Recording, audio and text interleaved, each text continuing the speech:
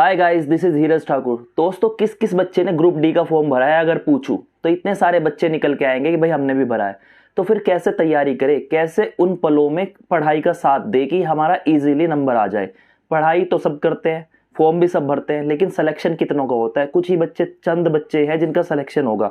अगर एक नज़र डालूं, मैंने ग्रुप डी की कुछ वीडियोस पहले बनाई थी, उसमें बताया कौन सा सब्जेक्ट कैसे पढ़ना है। बेसिकली एक दो सब्जेक्ट मैंने बता दिया, अब जो बाकी है उसमें आज तीसरा सब्जेक्ट लूंगा और उसी में अगर मैं बातें करता हूँ। आपके लिए भाई पढ़ना जरूरी नहीं है इतना, जितना आपके लिए तैयारी मैटर करती है कि कैसे वो तैयारी करनी है, किस हिसाब से वो मैनेजमेंट करना है, किस हिसाब से अपने टाइम को बांटना है, और सबसे जरूरी क्या क्या पढ़ना है। ये नहीं कि बुक खरीद ली और पहले पेज से चालू हो गए, ये नहीं देखा कि उसके ऊपर सवाल कितने पूछे जाते हैं। पिछले पेपर्स उठाओ, ये देखो सबसे पहले कि भाई कौन कौन से सवाल पूछता है और कैसे पूछता है, किस टॉपिक के अंदर कितने सवाल पूछेगा और किस टॉपिक के अंदर एक ही सवाल पूछता है, जबकि टॉपिक इतना बड़ा है। बातें करूं, अगर इसी का एग्जांपल दूं, ज्योमेट्री आपका है, ज्योमेट्री के अंदर भाई कितने सवाल पूछता है। बेसिकली आप देख सकते हो मुश्किल से एक या दो सवाल पूछता है। लेकिन अगर ज्योमेट्री के सिलेबस की बात करूं, ज्योमेट्री का सिलेबस एक चौथाई आपके मैथमेटिक्स है। अगर पढ़ाना स्टार्ट करूं, एक चौथाई सिलेबस आपका ज्योमेट्री है।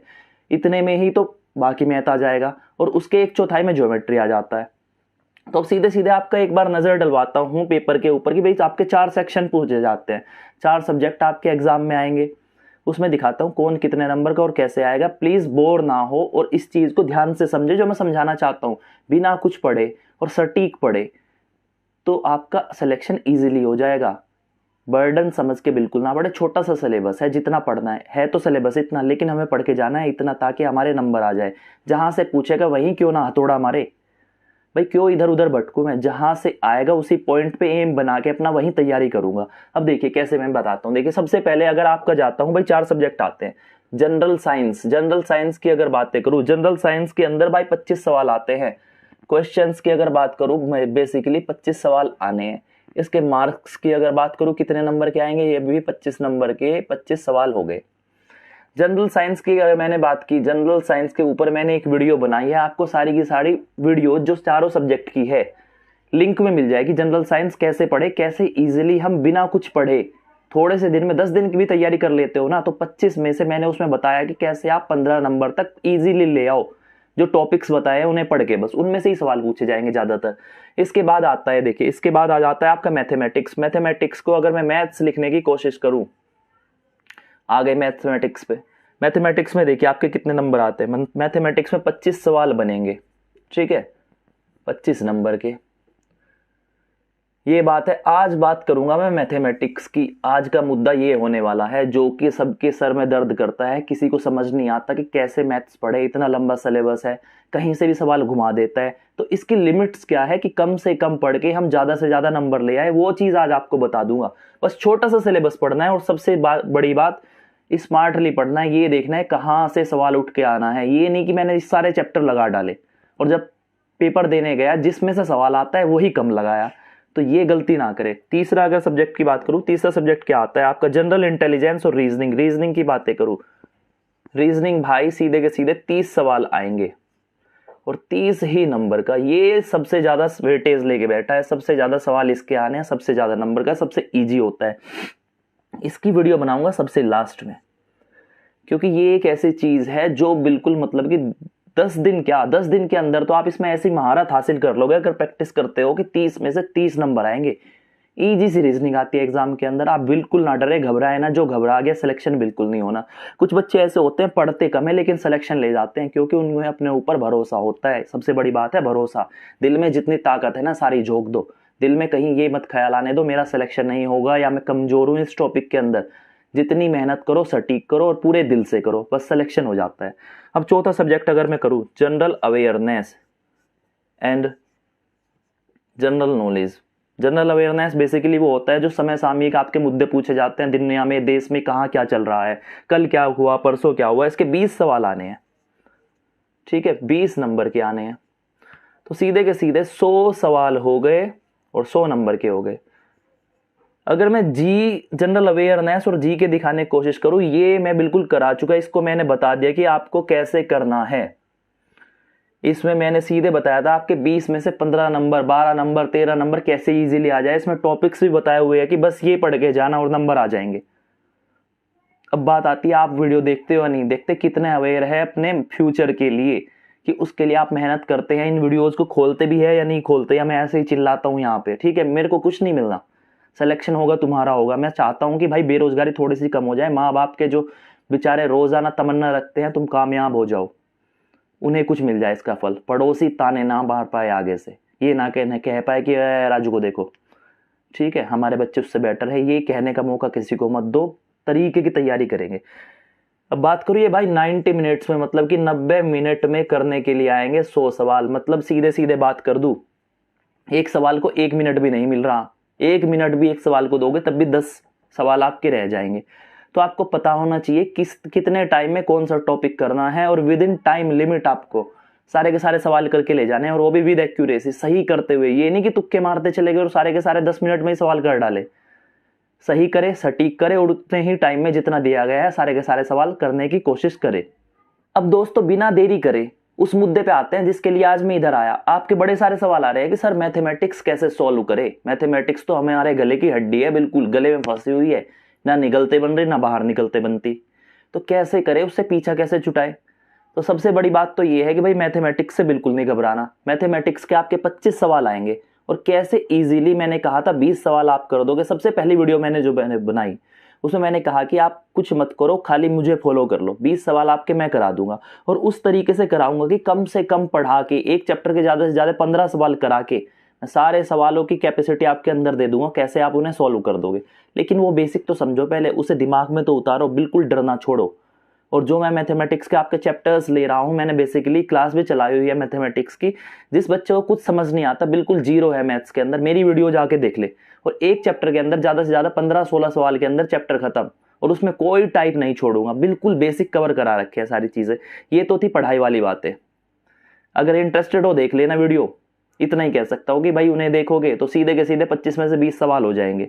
लेकिन जो इंटरेस्टेड है भाई बच्चा देख लेना, चैनल के ऊपर जाना मेरे, वहां पे जो लिखा हुआ है उस पर क्लिक करना, धीरज ठाकुर मैथ्स के ऊपर, वहां पे वीडियो सेक्शन में जाके सारे के सारे आपको प्लेलिस्ट मिल जाएंगे कि कहाँ सिंप्लीफिकेशन है, कहाँ रेशियो है, हर चीज वही है।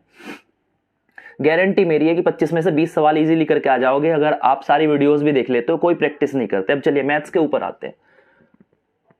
मैथ्स लिखते ही स्क्रीन के ऊपर आपकी आ गया होगा एक पोस्टर निकल के कि किस टॉपिक से कौन कौन से टॉपिक है और कितने सवाल किस टॉपिक के अंदर से बनते हैं। पहले तो स्मार्टली स्टडी करते हैं, देखते हैं कि कौन सा टॉपिक सबसे ज्यादा वेटेज, सबसे ज्यादा सवाल जो लेके बैठा है, किस किस में से आने हैं।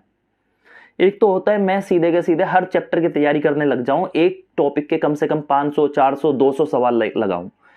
जब तक पहला टॉपिक खत्म हुआ हो गया, फिर दूसरा चालू किया तब तक पहले के भूल गया, तीसरा किया दूसरे और पहले के नहीं आते। तो इतने ज्यादा सवालों की मतलब कि इतने ज्यादा सवाल मत करो कि दिमाग में ही ना घुस पाए, बर्डन बनने लगे। कुछ बच्चे ऐसे होते हैं कर रहे हैं भाई ग्रुप डी की तैयारी, मैथमेटिक्स के अंदर की बात कर रहा हूं, ग्रुप डी की तैयारी कर रहे हैं, सवाल लगा रहे हैं, ग्रुप डी तो लगा लिया एक चैप्टर का, कॉन्फिडेंस आया थोड़ा सा, अब एक सवाल बस मुश्किल से, कभी कभी ऐसा होता है मैथमेटिक्स में कोई थोड़ा सा लेंथी सवाल डाल देता है या थोड़ा सा मुश्किल डाल देता है, जो CHSL का हो, CGL का हो, एक आध डालना भी पड़ता है उन्हें ताकि बच्चों का टाइम वेस्ट करा सके। वही तो उनके पास चीज है जिससे सिलेक्शन रोकेंगे। बच्चे ने अगर एक ही सवाल के अंदर 15 मिनट दे दिए, 10 मिनट दे दिए वहां पे मुश्किल के अंदर, तो क्या होगा, वो सिलेक्शन तो होगा ही नहीं, बिल्कुल रेस से बाहर हो जाएगा, क्योंकि बाकी तो टाइम बचेगा ही नहीं। 100 सवाल करने हैं और 90 मिनट में, बाकी कहाँ करोगे जब टाइम ही नहीं बचेगा।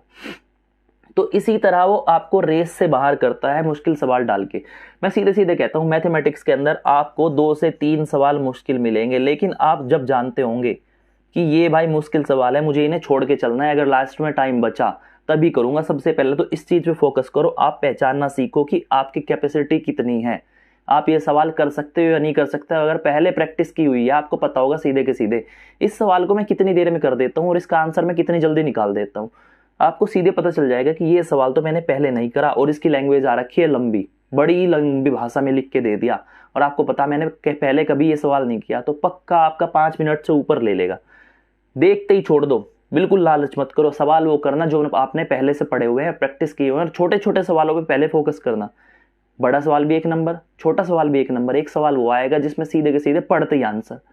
तो क्यों ना उन सवालों को करो भाई, बड़े में उलझोगे तो सिलेक्शन बिल्कुल नहीं होना। और मैथमेटिक्स की अगर कहानी बता दूं, आपकी अगर जनरल अवेयरनेस या जीके की बात करूं, सीधे के सीधे इसमें अगर 20 सवाल आ रहे हैं तो 20 में से आप कितना भी पढ़ लो, कितने भी ज्ञानी बन जाओ, कितनी भी बुक्स पढ़ लो, यूपीएससी की तैयारी करके कोई बच्चा आया होगा ना, तब भी मुश्किल से 18 सवाल ही सही कर पाएगा। ये तो उसकी बात बता रहा हूँ जिसने जीके को बिल्कुल चार्ट रखा, किताबों को घोट घोट के पी गया, बिल्कुल एक एक अक्षर की हाँ कहाँ क्या लिखा हुआ है, उसके भी 18 आएंगे। मैंने सीधे सीधे बता दिया कि थोड़ा सा पढ़ के आप कैसे 13 से 15 नंबर के बीच में आप ले आओगे। हम क्यों ना इसी की तैयारी करें, इसमें दिन रात आंख फुड़ा के इतने से नंबर लाए, लेकिन आ रहे हैं फिर भी 18। इसमें हमने थोड़ा सा पढ़ा, मुश्किल से 10 टॉपिक पढ़े हैं तीनों साइंस के अंदर ले जाके, 10 15 20 जितने भी हो गए सारे, मैंने शायद 18 टॉपिक के आसपास गिनवाए थे। उतने पढ़ लोगे तब भी 15 नंबर इजीली आ जाएंगे। और मैथ्स ऐसा चीज होती है, क्योंकि इसमें हमेशा ये नहीं होता भाई सवाल पढ़ा हुआ मिल जाए, इतना लंबा है सिलेबस, कहीं से पूछ सकता है, वो 12th से पूछ ले, बीएससी वाले से पूछ ले, जहां उसकी क्राइटेरिया उसका बढ़ा, उसने थोड़ी सी लिमिट अपनी बढ़ाई सब्जेक्ट की, मुश्किल सवाल आ जाएगा। अब मैथ की बातें करता हूँ भाई, देखिए मैथ में सबसे, और इसमें सबसे बड़ी बात क्या होती है, आपने सवाल कर दिया, ये नहीं पता आंसर सही होगा या नहीं होगा जब तक की नहीं आती। मैथ में 4 ऑप्शन उसने दिए, उसमें से आपको अगर मैथ आता है भाई सीधे के सीधे वो सही है, आपको पता होगा वो सही है, मैंने निकाल के किया है, आंसर बिल्कुल सटीक आएगा। मैथ में 25 सवाल तो है, लेकिन मैथ कैपेसिटी रखता है आपको 25 में से 25 नंबर दिलवाने की, लेकिन जिससे आता वही ले सकता है 25 में से 25। तो मतलब कहने का ये है कि रीजनिंग और मैथ वो चीज है जो कि आपके गलत नंबर नहीं होने देगा। एक बार आंसर आ गया तो वो बिल्कुल सही है, 1 नंबर दिलवा के जाएगा। यहां आपने लगा दिया अगर तुक्का भी थोड़ा सा, वो गलत ही होगा, कोई सटीक जानकारी नहीं कि वो सही है बिल्कुल 100%। लेकिन इसमें अगर सवाल का आंसर आया है भाई बिल्कुल 25 में से 25 नंबर आ जाएंगे, इसमें ये सटीकता है। लेकिन मैथमेटिक्स सीखे क्या, ये तो बहुत बला है भाई, बला है चीज है, सबसे बड़ी चीज लगती है हमें, क्योंकि बड़े सारे टॉपिक्स है, हर चीज को पढ़ के जाना है। तो बच्चों को कहीं ना कहीं से डर लगता है, क्योंकि मैथमेटिक्स बचपन में भी था, बचपन में मुश्किल लगता था, किसी तरह तो गिर पड़ के हमने 10वीं करी, उसके बाद 12वीं में हमने मैथ छोड़ दिया, फिर ग्रेजुएशन करी, ग्रेजुएशन के बाद में अब ये यहाँ पे अब अगर हम एंट्रेंस देते हैं ग्रुप डी का, ये तो फिर से आ गया यार, इससे पीछा छुड़ा के अब तक यहाँ तक आए थे, फिर से पल्ले पड़ गए, अब क्या करें। लेकिन भाई अभी पढ़ना पड़ेगा, इसमें कैसे भी पढ़ना पड़ेगा। और मैंने कहा कि 25 में से 20 नंबर मैं दिलवाऊंगा गारंटी लेके। अब चलिए बात करते हैं मैथ्स पे। तो आगे जो आपका ये पर्दा खुला हुआ है, इधर स्क्रीन पे सब चीज दिखा रहा है कितने नंबर का आएगा, कौन सा टॉपिक आएगा। सबसे पहले एक मोटा मोटा से ये देखता हूँ, जिसमें से ज्यादा सवाल पूछता है वही क्यों ना लिख लूं और वही पढ़ूंगा पहले, उसमें से देखता हूँ कितने नंबर मैंने कर लिए पढ़ने के बाद। देखिए सबसे पहले दिखाने की कोशिश करता हूँ, नंबर सिस्टम की बात करूं, सबसे पहले नंबर सिस्टम नहीं सिंप्लीफिकेशन की बात करूंगा। सिंप्लीफिकेशन के नाम से मैंने एक चैप्टर कवर कराया है आपका अपनी वीडियोस के अंदर। मुश्किल से मैंने कितने सवाल कराए होंगे उसके अंदर, शायद 20 22 25 सवाल ऐसे ही कराए, सारी चीज लपेट दी उसके अंदर। मैंने क्या क्या करा दिया देखिए, इसमें से बोर्ड मास उसी में कराया है, ठीक है, उसी में बोर्ड मास लपेट दिया अंदर ले जाके, उसी में डेसिमल लपेट दिया। इसमें देखते चलिए कि डेसिमल कहां लिखा है, डेसिमल और फ्रैक्शंस ये भी लपेट दिया। बोर्ड मास को बोर्ड मास ही कहते हैं हिंदी वालों, डेसिमल दशमलव और फ्रैक्शन होती है भिन्न, वो चीज थी।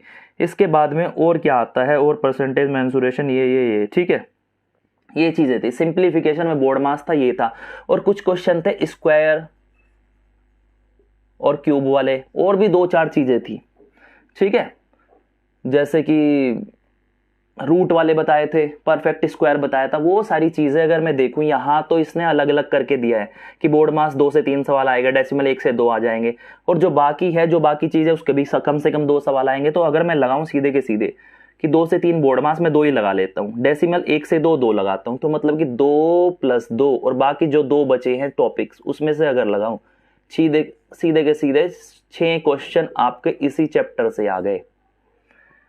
तो पहला तो सबसे ज्यादा फोकस करें, सिंप्लीफिकेशन पढ़े, सिंप्लीफिकेशन चैप्टर किसी भी कीमत पे छोड़ के मत चले जाना। मुश्किल से 25 सवालों की वैरायटी बनती है, हर तरह का एक सवाल करते हो तब मुश्किल से 20 सवाल बनेंगे। तो सबसे पहले तो सिंप्लीफिकेशन पढ़ लो, आपके 6 नंबर पक्के, 5 से 6 नंबर का पक्का आ जाएगा आपका सिंप्लीफिकेशन, मैं गारंटी ले रहा हूं, ठीक है, सारी चीजें मिला के। इसके बाद देखिए, इसके बाद देखते हैं कौन सा, और इजी बता रहा हूं, टफ चैप्टर नहीं उठाऊंगा यहां से, जो इजी चैप्टर है उसमें देखूंगा कितने में आ रहा है, ये खत्म कर दिया मैंने। फिर देखिए परसेंटेज की बात करता हूं। इसके बाद परसेंटेज अगर मैंने उठा दिया, परसेंटेज भी मैंने वहां पढ़ा दिया, मुश्किल से छोटे छोटे करा के मैंने मुश्किल से 15 सवाल कराए होंगे, 15-16। परसेंटेज देखिए, परसेंटेज में सीधे के सीधे 2 से 3 क्वेश्चन आते हैं। किस्मत लक्की रही तो 3 आएंगे, वरना 2 आएंगे। इसमें से भी मैं 2 सवाल ले लूं, ठीक है, 2 क्वेश्चन यहां ले लिए। तीसरा चैप्टर अगर मैं लूं, रेशियो, रेशियो भी मैंने कवर करा दिया वहां पे, बिल्कुल मैंने सीधे सीधे बताया। हर चैप्टर के अंदर मुश्किल से 15 से 20 सवाल करा के ले जा रहा हूं। 15 तो इसमें तो और कम होंगे, ठीक है, 15 के आसपास ही होंगे, 15 से थोड़े कम। रेशियो की बात की रही मैंने, प्रोपोर्शन वाले, इसमें से 2 से 3 सवाल आने हैं। किस्मत अच्छी रही 3 आ जाएंगे, वरना 2 तो आने ही है। सीधे की सीधे 2 सवाल लेते हैं। और ये वो डाटा दिखा रहा हूं जो कि प्रीवियस ईयर में पूछा गया है। जब जब ग्रुप डी का हुआ, कोई से भी रेलवे का एग्जाम हुआ, ऐसे ही पूछता है। इसमें से भी 2 क्वेश्चन ले लेते हैं, ठीक है। 3 चैप्टर हो गए। चौथे की अगर बात करूं, अब आगे नीचे बढ़ते हैं। टाइम वर्क और टाइम डिस्टेंस, ये मैं बेसिकली कराने वाला हूं अभी। इससे पहले अलजेब्रा देख लेते हैं। अलजेब्रा मैंने करा दिया, लेकिन इसने पता नहीं क्यों यहाँ पे एक ही क्वेश्चन लिखा है। जो मैंने निकाल के देखी इंफॉर्मेशन, अलजेब्रा में इसने खाली एक सवाल लिखा है, जबकि अलजेब्रा एक सवाल नहीं आता। आप हर कंडीशन में देखोगे ना, 1 से 2 सवाल बनते हैं, 3 भी बन जाते हैं। किसी किसी पेपर में भाई 3 सवाल भी आते हैं अलजेब्रा के।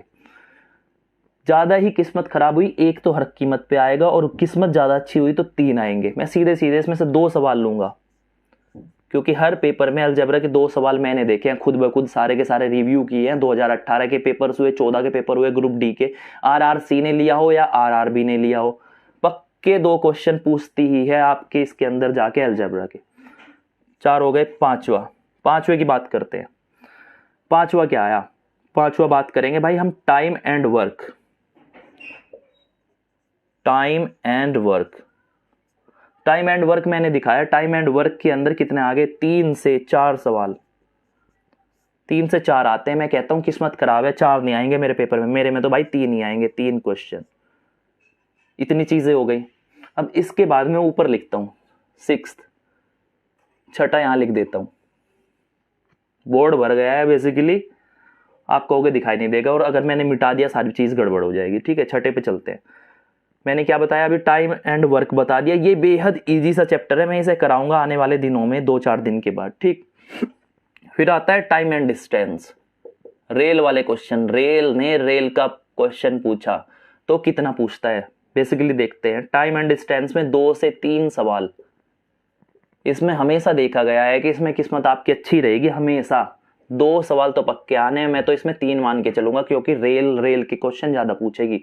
3 क्वेश्चन यहां से ले लूंगा, ठीक है। अब इससे थोड़ा और आगे बढ़ूंगा, और मैं तो सब में 1-2, ठीक है। 1-2 वाले अभी नहीं ले रहा। इससे बाद में सीधे चलते हैं कि प्रॉफिट लॉस भी नहीं लूंगा, अभी एज वाले क्वेश्चन लेंगे। मैथ्स को यहां से हटा देता हूं बेसिकली, अभी आपको दिखाता हूं कि एज। 7वीं चीज आएगी आपकी एज वाले सवाल बेहद मतलब कि बड़े प्यारे हैं। इसको रेलवे जब भी पूछता है, एज वाले सवाल दबा के पूछता है। 2 से 3 क्वेश्चन लेके हैं, मैं सीधे के सीधे आपके लूंगा यहाँ पे कि 2 सवाल तो पक्के आने हैं अगर मेरी किस्मत खराब रहती है, वरना 3 आएंगे। 2 तो हमेशा आते हैं, हर पेपर के अंदर आते हैं एज के सवाल।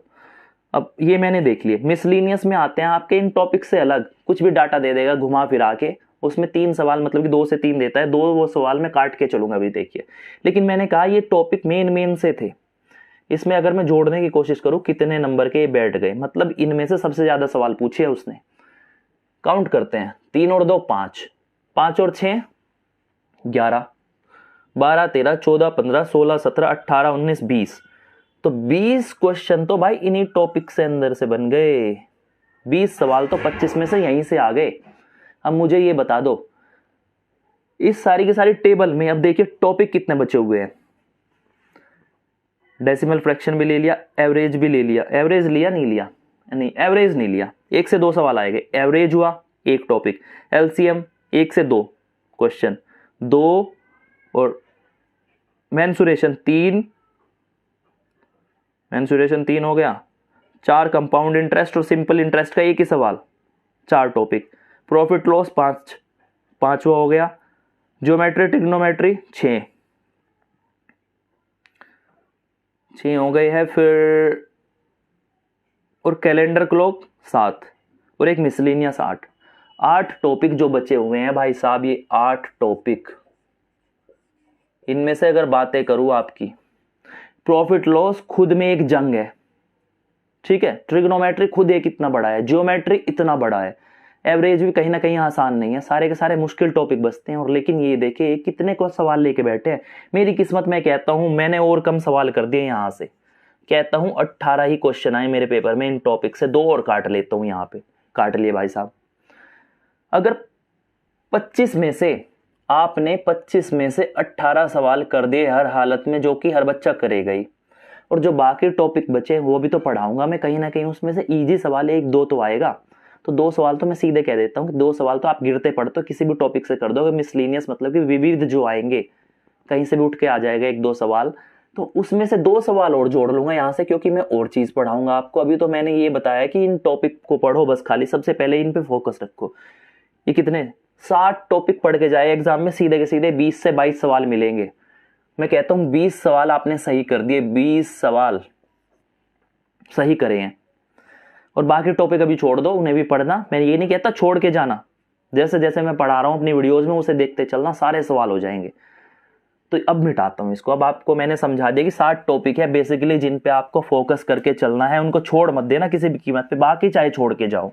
मुझे नहीं समझ आता कि आपको कंपाउंड इंटरेस्ट, सिंपल इंटरेस्ट आता है नहीं आता, ज्योमेट्री आती है नहीं आती, ट्रीगो आती है नहीं आती, मेंसुरेशन आपको आती है नहीं आती, ठीक है, सब चीज छोड़ देना। 60 टॉपिक खाली करना और 20 सवाल हो गए।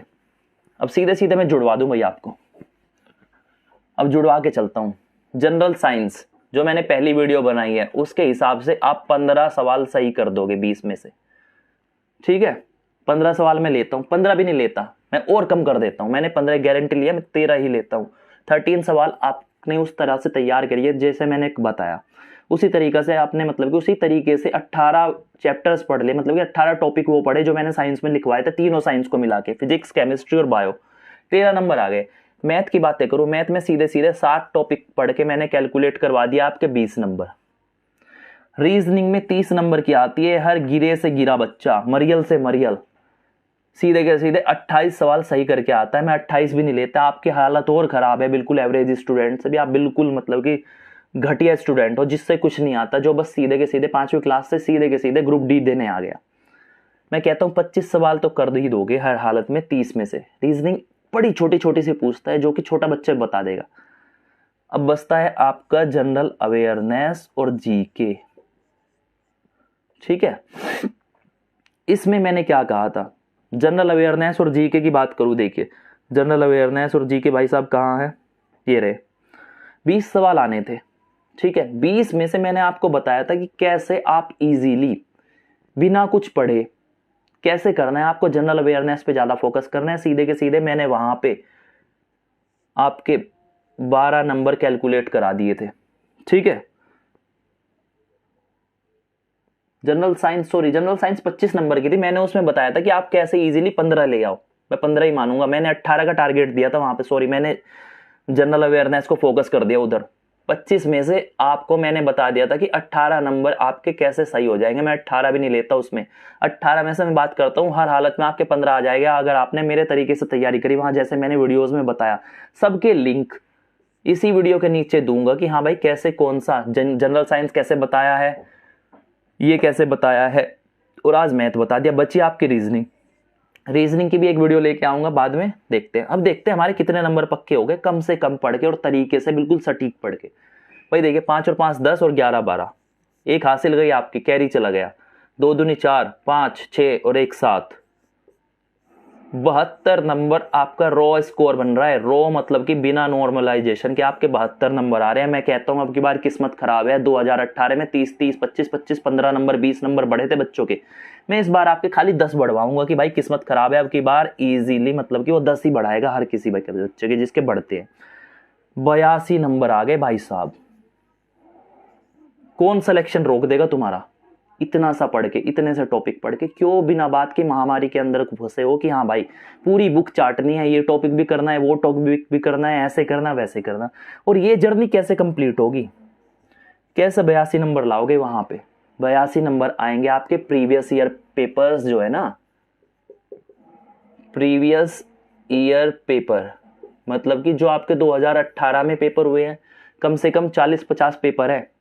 2014 में जो हुए, आरआरबी ने जो लिए हैं, आरआरसी ने जो लिए हैं, दोनों को भाई लेके प्रैक्टिस पे लग जाओ। बस रोजाना 2 पेपर लगाओ, एक सुबह एक शाम को।